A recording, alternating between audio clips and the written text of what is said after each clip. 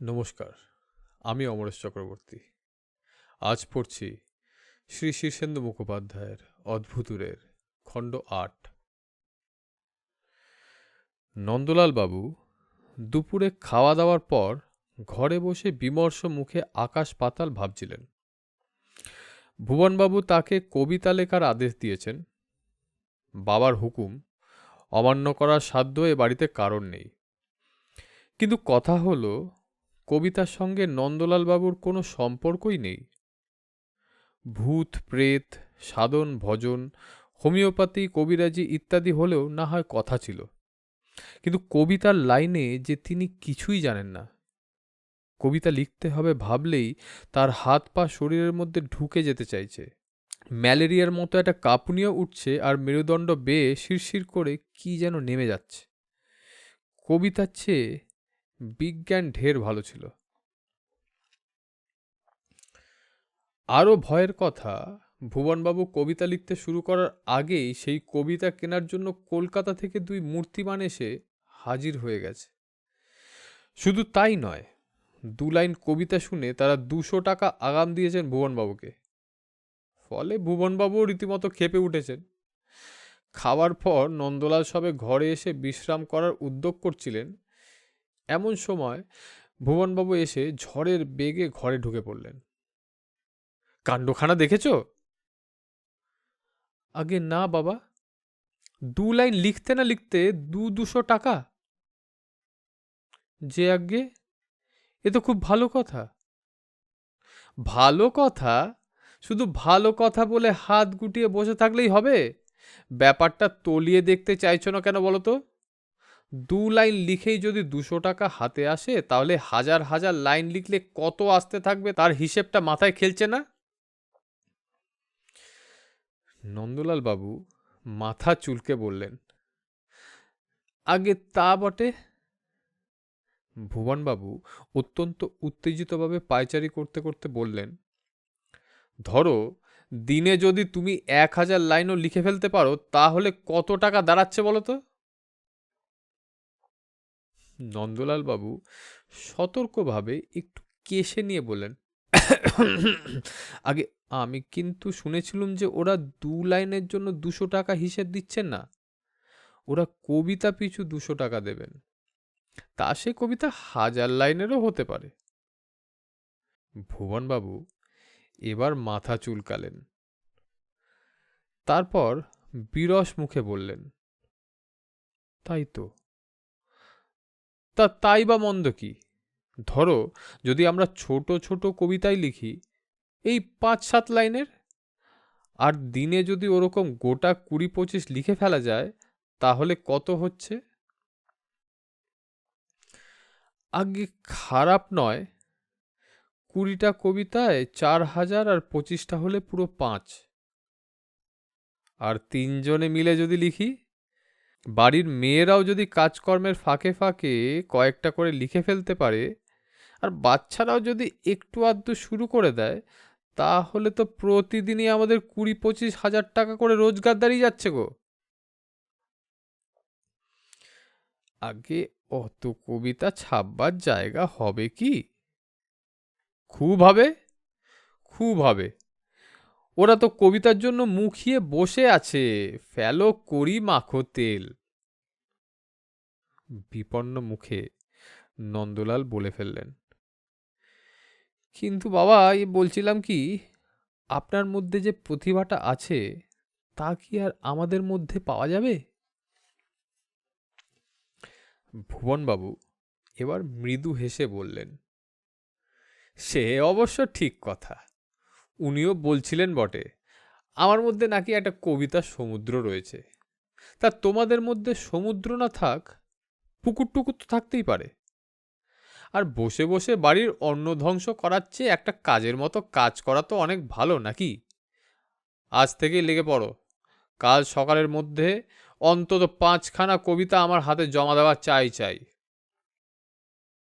5খানা? নন্দলাল বাবুর চোখ কপালে উঠল। হ্যাঁ, আপাতত 5খানা। এরপরে মাত্রা বাড়াতে হবে। দিনে 20-25টা করে লিখে ফেলতে হবে।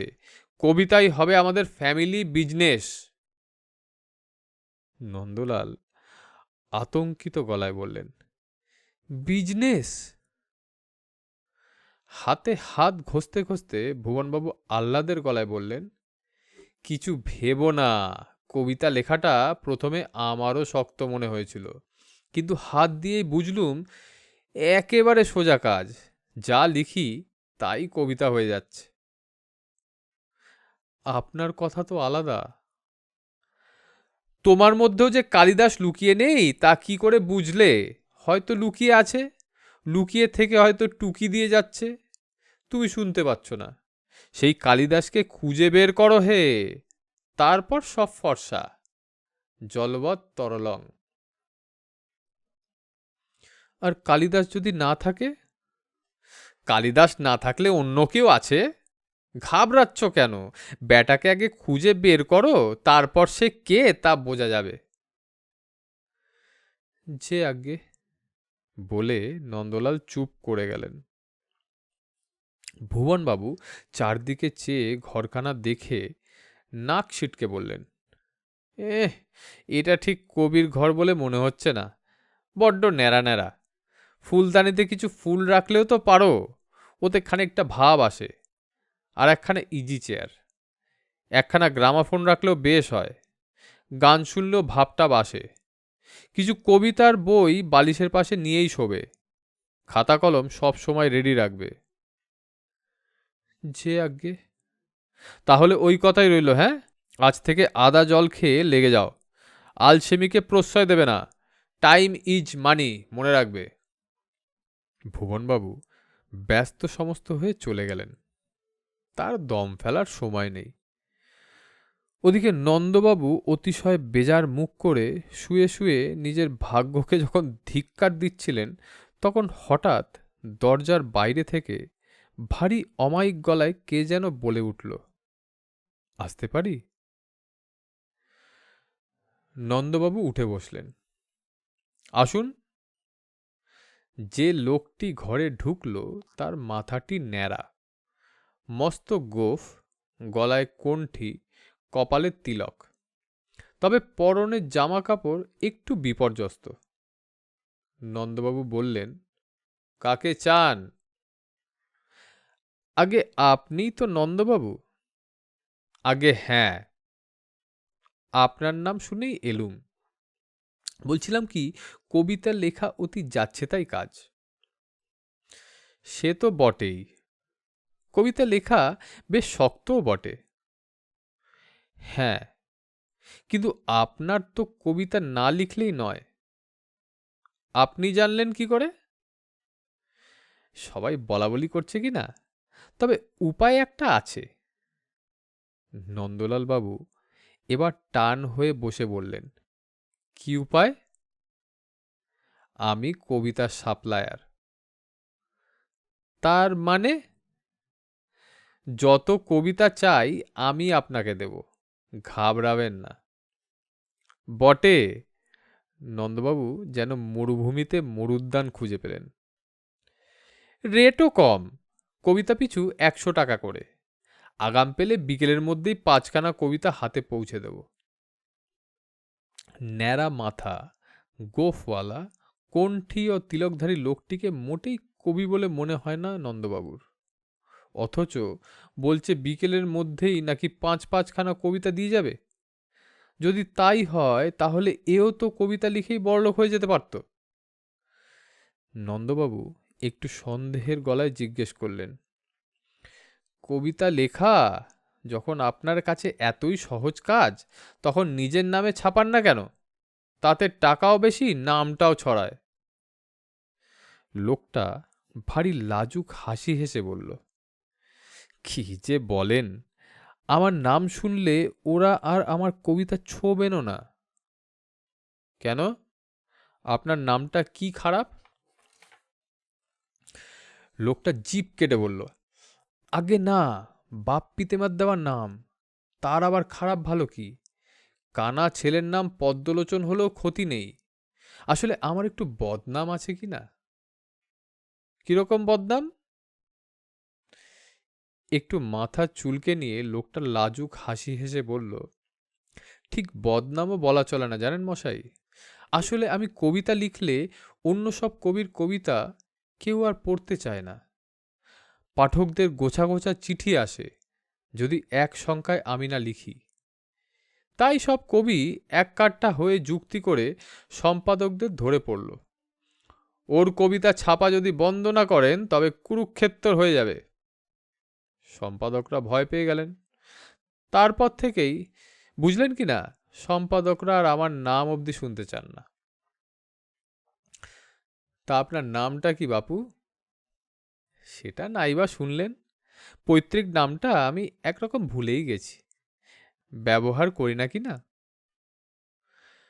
তবু একটা নাম তো মানুষের থাকা দরকার। আগে আমাকে হারাধন বলেই ডাকবেন না হয়।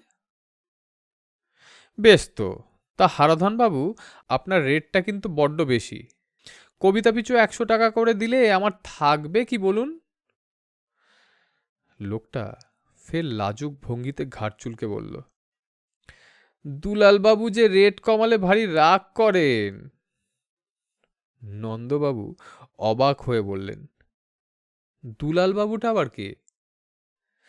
লোকটা ভারী অপ্রস্তুত হয়ে জিভ কেটে বলল,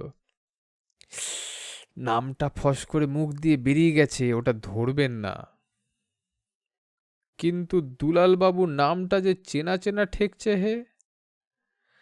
হারাধন মাথা চুলকোতে চুলকোতে ভারী কাঁচুমাচু হয়ে বলল, আগে ও নামে মেলা লোক আছে। এই দুলালবাবু হলেন যে দুলাল পাল মশাই, কবিতার মহাজন। তার মানে আগে তার কাছেই কবিতা সব মজুদ থাকে কিনা, তিনি হলেন কবিতার একেবারে পাইকার। নন্দবাবু যদিও ভারী সরল সোজা মানুষ, তবু এ কথাটা তার প্রত্যয় হল না। কেমন যেন একটু ধন্দ লাগলো তার, সন্দেহ হতে লাগলো। এবং হঠাৎ লোকটার মুখখানাও তার কেমন যেন চেনা চেনা ঠেকতে লাগলো। এ হারাদন টারাদন নয়, অন্য লোক, আর লোক বিশেষ সুবিধারও নয়। নন্দলাল একগাল হেসে বললেন, তাই বলো, দুলাল পাল মশাইকে তো আমিও খুব ভালো চিনি। ওই তো কাঠগুদামের পশ্চিম দ্বারে দোতলা বাড়ি, সঙ্গে একটা মস্ত ঘেরা জায়গাও আছে। কতবার তার বাড়িতে গেছি। অন্যদিকে লাল হেলমেটটা যেখানে ছিল ঠিক সেখানেই পড়ে আছে, একটু উঁচু ঢিবির ওপরে। জায়গাটা খুব শুনশান, নির্জন, চারদিকে ভয়ঙ্কর আগাছা দিয়ে ঘেরা। এখানকার বাঘা বিচুটির খুব বদনাম, তার ওপরে বাবলার ঝোপঝাড়ও বেশ ঘন। এদিক পানে তাই কেউ বেশি আসে না। ভূত একটু দূর থেকে একটা গাছের ডালে উঠে হেলমেটটা দেখতে পেল, কিন্তু সেটা উদ্ধার করা যায় কিভাবে তা তার মাথায় এলো না। উদ্ধার করার কাজটা বেশি কঠিন মনে হচ্ছে। তার ওপরে ওটা হচ্ছে ভূতের সর্দারের সিংহাসন। উদ্ধার করতে গেলে কোন বিপত্তি ঘটে কে জানে। উদ্ধার না করলেও নয়, পরিদের দেশ থেকে ওই রকমই হুকুম পেয়েছে সে। যে গাছটায় উঠেছে ভূত সেটা একটা পুরনো শিশু গাছ, বেশ ঝুপসি। মেলা পাখির বাসা আছে, আর বাবুইয়ের বাসার মতো কি সব যেন ঝুলছেও ডাল থেকে। অথচ ঠিক বাবুইয়ের বাসাও নয়, ভূতর মাথার ওপরেই একটা ঝুলে আছে। তো ভূত হাত বাড়িয়ে সেটা একটু ছুঁয়ে দেখল, কিছু বুঝতে পারল না। ধরে একটু টানাটানিও করল সে। আচমকাই জিনিসটা ডাল থেকে খসে পট করে নিচে পড়ে গেল, আর তারপরই ধোয়ার মতো একটা বস্তুকে দেখা গেল নিচে, পাক খেয়ে ওপরে উঠে আসছে। কিছু বোঝবার আগেই মাথায় খটাং করে একটা গাঁটটা লাগলো। ভূত বাবা রে বলে এক হাতে মাথাটা চেপে ধরল, কিন্তু পরপর আরো গোটা কয়েক রাম গাঁটটা এসে জমল মাথায়। গাঁটটার চোটে হাত ফসকে নিচে পড়ে যাওয়ার জোগাড় হলো ভূতর। সে তাড়াতাড়ি নামবার চেষ্টা করতে লাগলো, কিন্তু গাঁটটা সমানেই চলছে। কে যে গাঁটটা মারছে তা দেখা যাচ্ছে না। গাঁটটার চোটে অস্থির ভূত চেঁচিয়ে উঠল, কে রে তুই? পাজি হতচ্ছাড়া! কানের ওপর আর একটা গাঁটটা এসে পড়ল। সেই সঙ্গে শোনা গেল একটা হেরে গলা। আমি কে তা জানতে চাস? কেন টের পাচ্ছিস না? ভূত চেঁচিয়ে বলল, ওহ, ভুতুরে গাঁটটা মেরে খুব কেরদানি দেখানো হচ্ছে। সাহস থাকলে সামনে আয় না, আমিও গাঁটটা মারতে জানি। কথা শুনে কে যেন খ্যাক খ্যাক করে হেসে উঠল। বটে, তুইও গাঁটটা মারবি? জানিস আমার মতো গাঁটটার ওস্তাদ ভারতে নেই। মহারাজ কৃষ্ণচন্দ্র আদর করে আমার নাম কি দিয়েছিল জানিস? গেটে বাঁটুল।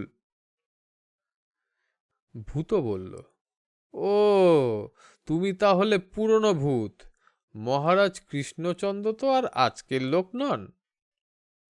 তা তো বটেই, তোর ঠাকুরদার ঠাকুরদার ঠাকুরদারও অনেক বড়। গাঁটটা মেরে লোককে ঢিট করতুম বলে মহারাজ আমাকে তার সবাই চাকরি দিয়েছিলেন। বটে?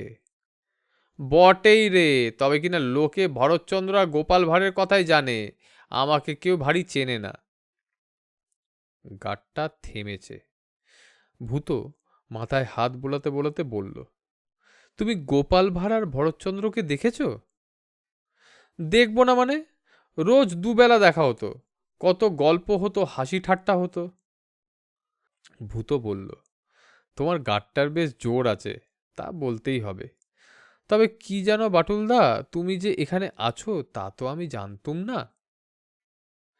হেরে গলাটা এবার একটু নরম হলো। খুব লেগেছে নাকি তোর? তা কি করব বল, কয়েকশো বছর ধরে গুটি পাকিয়ে ঘুমিয়ে আছি। আরও হাজারখানেক বছরের আগে জাগবার ইচ্ছেই ছিল না। কাঁচা ঘুমটা ভাঙালি বলে চট করে মেজাজটা চড়ে গেল। আরে আমি তো ভেবেছিলাম বাবুইয়ের বাসা। বাটুল আর একটু নরম হয়ে বলল, ঠিক আছে, গাঁটটার যখন প্রশংসা করেছিস তখন তোর কিছু উপকারও করব। বল, কি করলে তুই খুশি হবি? ভূত এ কথায় হাতে যেন চাঁদ পেল। একটা নিশ্চিন্দির শ্বাস ফেলে সে বলল, ওই যে ওখানে একটা লাল হেলমেট পরে আছে, দেখতে পাচ্ছ? খুব পাচ্ছি। ওইটাই আমার চাই। এই কথা? দাঁড়া, এক্ষুনি এনে দিচ্ছি। এই কথার সঙ্গে সঙ্গে যেন একটা ঘূর্ণিঝড় বয়ে গেল। তারপরই দেখা গেল লাল হেলমেটটা বাতাসে ভাসতে ভাসতে ভূতর একেবারে হাতের নাগালে এসে গেছে।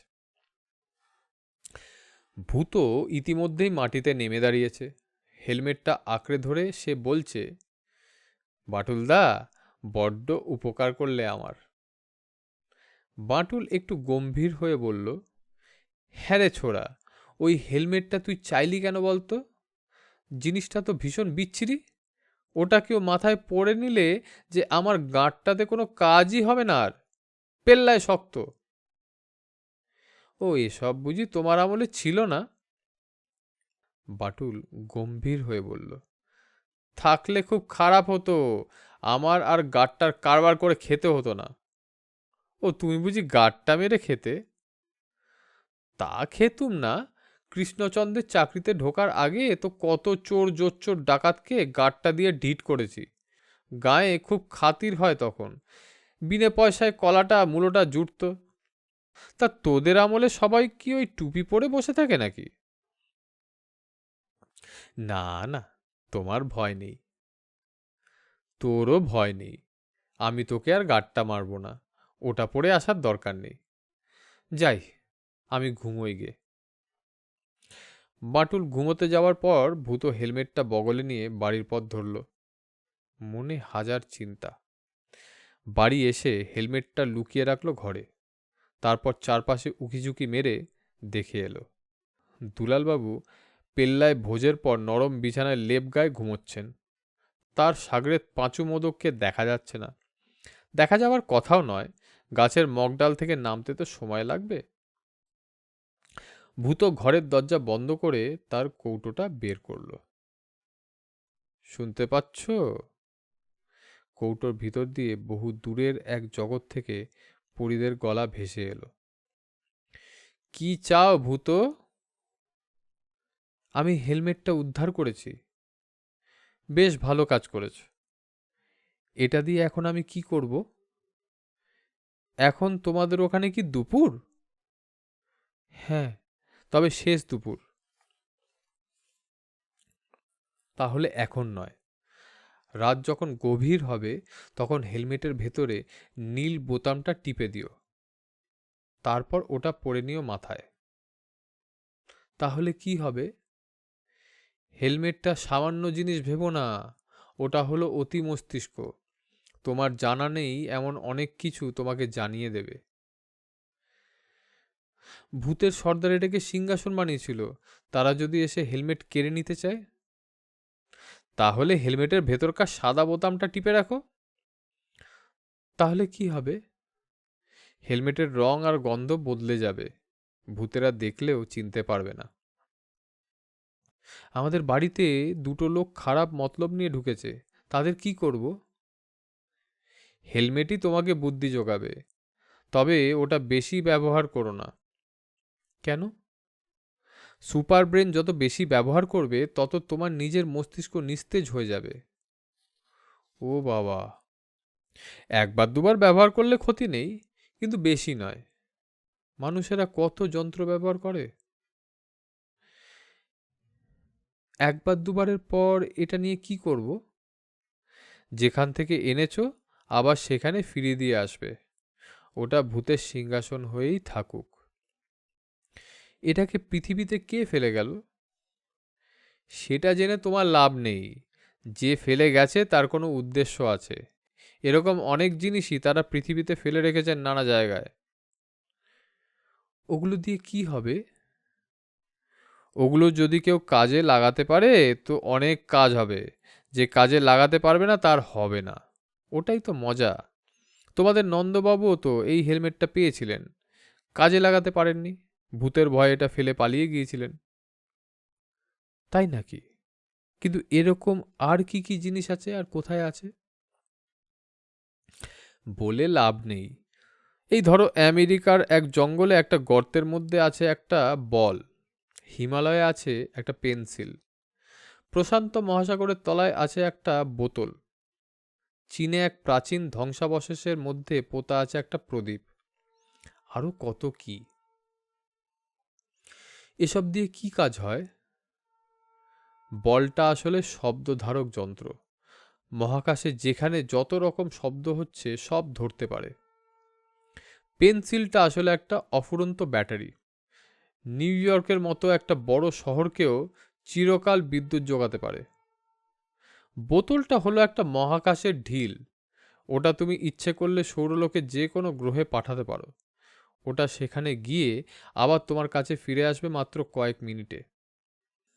প্রদীপটার কথা অবশ্য তুমি গল্পে পড়েছ, ওটা ঘষলেই চলে আসবে একটা মস্ত রোবট, তোমার সব হুকুম তামিল করবে। একটু থেমে ভূত বলল, আলাদিনের আশ্চর্য প্রদীপ? ঠিক তাই। ইস, প্রদীপটা যদি পেতুম। পেয়ে লাভ নেই, যারা পেয়েছে তাদের জীবনের আনন্দই নষ্ট হয়ে গেছে। এই সব দেখে আমরা মজা পাই, সেই জন্যই তোমাকে সুপার ব্রেন বেশি ব্যবহার করতে বারণ করছি। ওটা বেশি ব্যবহার করলে তুমি আর নিজের মাথা খাটাতেই চাইবে না, সেটা কিন্তু ভারী খারাপ। তোমার নিজের মস্তিষ্ক যে প্রচণ্ড শক্তিশালী সেটা তুমি বুঝতেও পারবে না কোনোদিন। এবার বুঝেছি। যদি বুঝে থাকো তাহলে আমাদের কথা মেনে চলো, তোমাকে আমরা খুব ভালোবাসি। আচ্ছা, দুলালবাবু আর পাঁচু মোদকের কাণ্ড কারখানার কথা কি আপনারা জানেন? না তো, তারা কারা? একজন মাস্টারমশাই আর আরেকজন চোর। তারা কি করেছে? অনেক কাণ্ড। মাস্টারমশাই ভারী ভালো মানুষ ছিলেন, নিরীহ ছিলেন, রোগা ছিলেন, কিন্তু হঠাৎ রাতারাতি তিনি একদম পাল্টে গেছেন।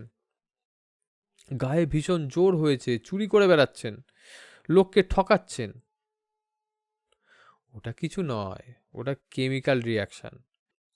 হেলমেট ও সমাধান বলে দেবে। আচ্ছা। কৌটস্বর এই বলে বিদায় নিল। ভূত হেলমেটটা তুলে নিয়ে ভেতরটা দেখল। সত্যি, ভেতরে অনেক রকমের বোতাম রয়েছে। সাদা বোতামটা টিপতেই ঝাঁ করে হেলমেটটা একদম নীল হয়ে গেল। এরকম অদ্ভুত কাণ্ড সে আর দেখেনি। ওদিকে সারাটা দুপুর কাগজ কলম নিয়ে বিস্তর ধস্তাধস্তির পরও ভুবনবাবু 1.5খানা কবিতা মাত্র নামাতে পেরেছেন। আর তাতেই তার এই শীতের দুপুরবেলাতেও ঘাম হতে লাগলো। মাথাটাও বেশ বনবন করে ঘুরছে। 1 গ্লাস ঠান্ডা জল খেয়ে খানিক ধাতস্থ হয়ে রামলালকে ডেকে পাঠালেন। রামলাল এলে বললেন, ওহে রামলাল, তোমার প্রোডাকশন কেমন চলছে?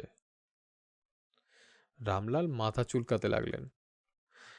ভুবনবাবুকে যথেষ্ট ভয় খান রামলাল, কিন্তু সেই ভয়ের চোটেও তার মাথা থেকে কবিতা বেরোচ্ছে না। আমতা আমতা করে বললেন, আগে এখন তেমন জুত করে উঠতে পারিনি এখনো, তবে চেষ্টা করছি। ভুবনবাবু একটু বিরস মুখে বললেন, প্রথমটায় এরকম একটু আধটু অসুবিধা হবে, তা সেটা আমারও হচ্ছে, কিন্তু হাল ছেড়ে দিলে তো চলবে না। লোকটাকে আমি 7 দিন আমাদের বাড়িতে থাকতে বলেছি। রামলাল চোখ বড় করে আতঙ্কের গলায় বললেন, 7 দিন? ভুবনবাবু বললেন, থাকতে কি চায়? কেবল বলে, মশাই আমরা কবি খুঁজতে বেরিয়েছি, সঙ্গে মেলার টাকা, এক জায়গায় থাকার হুকুম নেই। আমি অতি কষ্টে রাজি করিয়েছি। এই 7 দিনে যদি 100খানেক কবিতাও ওদের হাতে তুলে দেওয়া যায়, তাহলে খুব কম হবে না, 200 টাকা করে প্রায় 20,000 টাকা হয়ে দাঁড়াবে। তা বটে, কিন্তু প্রোডাকশনটা তো বাড়াতে হচ্ছে। এই রেটে চললে 7 দিনে 100 কবিতা সাপ্লাই দেওয়া যাবে না। তোমার মাথায় কবিতা খেলছে না কেন বলো তো? আগে মাথাটা কোনো দিকেই যে ভালো খেলে না। ভুবনবাবু অসন্তুষ্ট হয়ে বললেন, আত্মবিশ্বাসের অভাবই অনেক মানুষের পতনের কারণ। নিজের ওপর আস্থা চাই, নাইলে ভারী মুশকিল। লোকটার কাছে আমার মান ইজ্জত থাকবে না। যাও, আর সময় নষ্ট না করে বসে পড়োগে। আর হ্যাঁ, একটা কথা। যে আগে বলুন। কলমের সঙ্গে কি মেশানো যায় বলো তো? কলম? আগে এ তো সোজা। মলম? মলম? কিন্তু মলম আসছে কোত্থেকে? আমি তো লিখছি, বাণী বিদ্যা দায়িনীর পদস্পর্শে পবিত্র কলম নির্ঝরের স্বপ্নভঙ্গে জাগিয়েছে। না হে, মলম এখানে লাগানোই যাবে না। আর কিছু মনে আসছে না? রামলাল সবেগে মাথা চুলকোতে চুলকোতে বললেন, কলম কলম খড়মটা অনেক কাছাকাছি আসছে। খড়ম? খড়মই বা লাগাই কি করে? অন্য কিছু ভাবো তো। খড়ম যদি সুবিধের না হয়, তাহলে বড্ড মুশকিল হবে যে বাবা। মুশকিল মনে করলেই মুশকিল। আত্মবিশ্বাসের অভাবটাকে অত প্রশ্রয় দিও না। সবসময় বুক চিতিয়ে ভাববে সব হবে। যাও, বাংলার ডিকশনারিটা খুলে কলমের সঙ্গে একটা জুৎসই মেলানো শব্দ বার করো দেখি। কবিতাটা ওই একটা শব্দেই আটকে আছে। আমি যাই, দেখি গে ভদ্রলোকের চা টায়ের বন্দোবস্ত হয়েছে কিনা। মানি লোক এরা, অযত্ন হওয়াটা ঠিক হবে না। যে আজ্ঞে বলে রামলাল বেজার মুখে অভিধান খুলে বসলেন। ভুবনবাবু ঘর থেকে বেরোতেই একটা ন্যাড়া মাথা গোঁফওয়ালা লোককে দেখে অবাক হলেন। লোকটা বিগলিত মুখে দাঁড়িয়ে। কি চাই? বললেন ভুবনবাবু। বলছিলাম কি, প্রতি মিলে 2 টাকা করে যদি দেন, তাহলে কলম টলম সব মিলিয়ে দেব। ও নিয়ে আর আপনাকে ভাবতে হবে না। আপনি কে? আগে আমি এ কারবারই করি। মিল বেচি, ছন্দ বেচি, কবিতাও বেচি। তবে গোটা কবিতার দাম কিছু বেশি পড়বে। চতুর্দশপদী, হাইকু, দীর্ঘ কবিতা, ছড়া, কাহিনী, কাব্য, মহাকাব্য সব আছে। ফেলো করি মাখো তেল। ভুবনবাবু বুকটা একটু চিতিয়ে বললেন, এ যে মায়ের কাছে মাসির গল্প হয়ে যাচ্ছে মশাই। আমাকে আর কবিতা শেখাতে হবে না। আমার মধ্যে কবিতার একটা সমুদ্র রয়েছে। তবে এই মাঝে টাঝে মিল ঠিল নিয়ে একটু ভাবতে হয় আর কি। তা মিল কত করে বলছেন? 2 টাকা? খুবই সস্তা। জলের দর একেবারে। বছরের এই সময়টায় অর্থাৎ বসন্তকালে আমরা একটা সেল দিই কিনা? নাইলে 3 টাকার একটি পয়সাও কম হতো না। বটে। তা কলমের সঙ্গে কি মেলানো যায় বলুন তো? ও নিয়ে ভাববেন না। আমরা হিমালয়ের সঙ্গে মেলাচ্ছি, তুচ্ছ কলম আর এমন কি। টাকাটা ফেলুন আগে। ভুবনবাবু বিরক্ত মুখে 2 টাকা লোকটার হাতে দিয়ে বললেন, এবার বলুন। লোকটা ভারী বিগলিত হয়ে বলল, বছরের চুক্তি করে নিলে কিন্তু আরো সস্তা হয়ে যাবে আপনার জন্য। এই ধরুন 1.5 টাকা মতো, আর মিলও পাবেন জব্বর। ভুবনবাবু হুঙ্কার দিয়ে বললেন, কিন্তু কলমের সঙ্গে মেলানো শব্দটার কি হলো? লোকটা বিগলিত মুখে আবার বলল, আগে বলম বলম বাহু বলম। তার মানে? কলমের সঙ্গে মেলালেই বুঝবেন কি জিনিস। কবিতার লাইনে ফেলেই দেখুন না। ভুবনবাবু আপন মনে কিছুক্ষণ বাহু বলম করলেন। তারপর লোকটাকে একেবারে জাপটে ধরে আপনি থেকে তুমিতে বলে উঠলেন, তাই তো হে, তোমার তো দারুণ মাথা। মিলে গেছে, এক্কেবারে মিলে গেছে। লোকটা ভুবনবাবুর পিঠ চাপড়ে দিয়ে বলল, আমাদের সাবেক কারবার, আজে বাজে জিনিস দিই না। তা বাবু, শুনতে পাচ্ছি এখানে নাকি কবিতা কেনার লোক ঘুরঘুর করছে, সত্যি নাকি? ভুবনবাবু লোকটার দিকে সন্দিহান চোখে চেয়ে বললেন, সে খবর তোমার কি দরকার? আগে আমার প্রায় 4 বস্তা কবিতা পড়ে আছে। বাজারটা মন্দা ছিল বলে এতদিন ছাড়িনি। তা ভালো দর পেলে ভাবছি ছেড়ে দেব। ভুবনবাবু লোকটার কাঁধে হাত রেখে ভারী নরম গলায় বললেন, আহা, কবিতা কেনার জন্য তো আমিই আছি। একটু সুবিধে করে যদি দাও তো ওই 4 বস্তাই কিনে নেবক্ষণ। লোকটা ভারী খুশি হয়ে বলল, আগে আমারও খুচরো বিক্রি পোষাবে না। 4 বস্তা নিলে ওই পাইকারি দরেই পাবেন। কিছু আগাম পেলে একেবারে ঠেলা গাড়িতে চাপিয়ে এনে ফেলব। হবেক্ষণ, তোমাকে বাপু আর কবিতার দালাল খুঁজতে হবে না। কাল সকালের দিকে চলে এসো। আগে আগামটা এই 50টা টাকা রাখো, বাকিটা একেবারে নগদানগদি। দরটা জানলেন না? গোনা বাছা না করলে 500 টাকা প্রতি বস্তা, আর যদি গোনা বাছা করেন তাহলে কিন্তু দর 600 হয়ে যাবে। ওরে বাবা, গোনা বাছার কথাই উঠছে কেন? তুমি কি আর আমাকে ঠকাবে? আমি মানুষকে বিশ্বাস করতে বড় ভালোবাসি। লোকটা পায়ের ধুলো নিয়ে বিদেয় হলো। ভুবনবাবু হাসি হাসি মুখে গিয়ে কবিতার পাইকারের ঘরে উকি দিলেন। উঠেছেন নাকি আজ্ঞে? লোকটা একটা হাই তুলে পাশ ফিরে বলল, উঠেছি। তবে যা খাইয়েছেন তাতে আরও ঘুমানো যেত। এবার একটু চাটা হবে নাকি? চা? আমার আবার খালি পেটে চা চলে না। খালি পেটে? বলেন কি? খালি পেটে চা খাওয়ানোর যে পাপ, এক্ষুনি ব্যবস্থা হচ্ছে। তার লুচি টুচি চলবে তো? নাকি কড়াইশুটির কচুরি, সঙ্গে খান কয়েক চপটপ যদি হয়? আর ধরুন এই ভালো রাবড়িও আনানো আছে। তা চলতে পারে, কিন্তু কবিতার কতদূর কি করলেন বলুন তো? কবিতার জন্যই তো আসা, খাওয়াটা তো বড় কথা নয়। যে আগে কবিতার কথাই বলছি, আগে খাবারের কথাটা বলে দিয়ে আসি আগে। বাড়ির মেয়েরা ময়দা মেখে বসে আছে যে। যান যান, ওসব সেরে চট করে চলে আসুন। ভুবনবাবু সাঁ করে বেরিয়ে গিয়ে কিছুক্ষণ বাদেই ধাঁ করে ফিরে এলেন। বললেন, হ্যাঁ, কবিতারও বেশ এগোচ্ছে। মনে হচ্ছে কাল সকালের মধ্যে 1000 কবিতা আপনার হাতে তুলে দিতে পারবো। লোকটা অবিশ্বাসের চোখে বলল, বলেন কি মশাই, একদিনে 1000?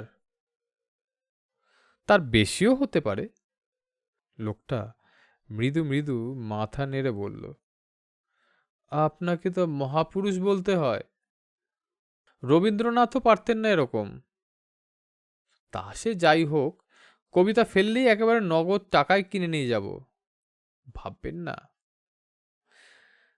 ভুবনবাবু হাত কচলাতে কচলাতে বললেন, যে আজ্ঞে।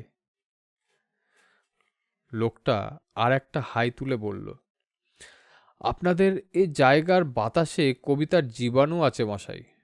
মনে হয় এখানে খুঁজলে আরও কবি বেরাবে। ভুবনবাবু বিবর্ণ মুখে বললেন, আগে না, এখানে কবি বলতে তো শুধু আমি আর আমার ছেলেরা, আর তো কেউ। লোকটা ঘন ঘন মাথা নেড়ে বলল, উহু উহু, মানতে পারছি না মশাই। একটু আগে আমার শিয়রের জানলায় একটা লোক এসে দাঁড়ালো, তার মাথাটা ন্যাড়া, বেশ জম্পেশ গোপ আছে। বলবো কি মশাই, দাঁড়িয়ে দাঁড়িয়ে গোটা চারে কবিতা উড়ে গেল। দিব্যি কবিতা, যেমন ছন্দ তেমনি মিল। ভুবনবাবু প্রায় ভিড়মি খাওয়ার জোগাড়। তাড়াতাড়ি সামলে নিয়ে বললেন, ও ও তো আমারই লোক কিনা। তার মানে? আগে ও আমার সব কবিতা মুখস্থ করে 5 জনকে শুনিয়ে বেড়ায়। বটে? তাই বলুন, আমি তো কবিতা শুনে ভারী মুগ্ধ হয়ে গেছিলুম। কিনবো বলে তাড়াতাড়ি উঠে মানিব্যাগ খুঁজছিলাম, সেই ফাঁকে কোথায় কেটে পড়ল। আগে ওসব নিয়ে ভাববেন না, কাল সকালে ওসব কবিতা আমি আপনার হাতে পৌঁছে দেব। তাহলে তো চমৎকার। 1000 পেলে আমাদের পত্রিকার মালিকও খুশি হবেন, আর আমাকেও বেশি ছোটাছুটি করতে হবে না। বাঁচালেন মশাই। ভুবনবাবু চারদিকে চেয়ে বললেন, আপনার সঙ্গীটিকে তো দেখছি না। ও একটু পাগলা লোক, কোথাও গেছে ট্যাচে হবে, এসে পড়বে। কিন্তু ওর খাবার দাবার নিয়ে আসুন না, এলে খাবে, নইলে আমি ওর ভাগেরটা খেয়ে নেব। যে আজ্ঞে। ভুবনবাবু ব্যস্ত সমস্ত হয়ে বেরোলেন। বেরিয়েই দেখলেন ন্যাড়ামাথা লোকটা বারান্দার এক কোণে ঘাপটি মেরে বসে আছে। ভুবনবাবু সোজা গিয়ে লোকটাকে ঘ্যাঁচ করে ধরলেন, আজ এক্ষুনি গিয়ে 4 বস্তা কবিতা নিয়ে এসো। আগে মশাই, তার হ্যাপা আছে। কত টাকা চাই? 2000 পেলে চেষ্টা করে দেখতে পারি। দিচ্ছি। বলে যখন ভুবনবাবু মহাব্যস্ত, তখন অন্যদিকে ল্যাবরেটরির ঘরে 3 জন গভীর পরামর্শে মগ্ন।